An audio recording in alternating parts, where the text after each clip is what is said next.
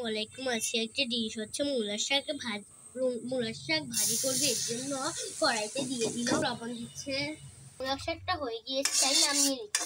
তেল দিয়েছে, শুকনো মরিচ দিল, কুচি, তারপর মূলার শাক। অনেকেরই পছন্দের মাছ লইট্টা ফিশ। তেল দিল, পেঁয়াজ আর কাঁচামরিচ দিল, রসুন বাটা, হলুদ গুঁড়ো, মরিচ গুঁড়ো, লবণ। এখন দিল লইট্টা ফিশ। এখন লইট্টা ফিশটি লাড়া দিচ্ছে। দেখুন গাইস, লাড়া দেওয়ার পর হলুদ হচ্ছে। আমার ফেভারিট ডিশ। এই দেখুন লইট্টা মাছ এখন ধনিয়া পাতা দিচ্ছে। লইট্টা মাছ মনে হয়ে গিয়েছে। আর একটু ধনিয়া পাতা দিল। মূলার শাকটা আম্মু নিচ্ছে প্লেটে খাওয়ার জন্য। এই দেখুন গাইস, দেখুন লইট্টা ফিশটা কি সুন্দর, ইয়াম্মি। মা খাওয়ার জন্য নিচ্ছে। এই দেখুন মা খাচ্ছে। এই দেখুন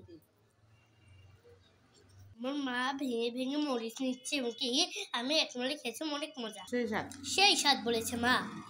মা এখন লইট্টা ফিশ দিয়ে আমি এক নলা খাবো। এই দেখুন মা এখন নলা দিচ্ছে, সেই স্বাদ। তো স্বাদ কেন?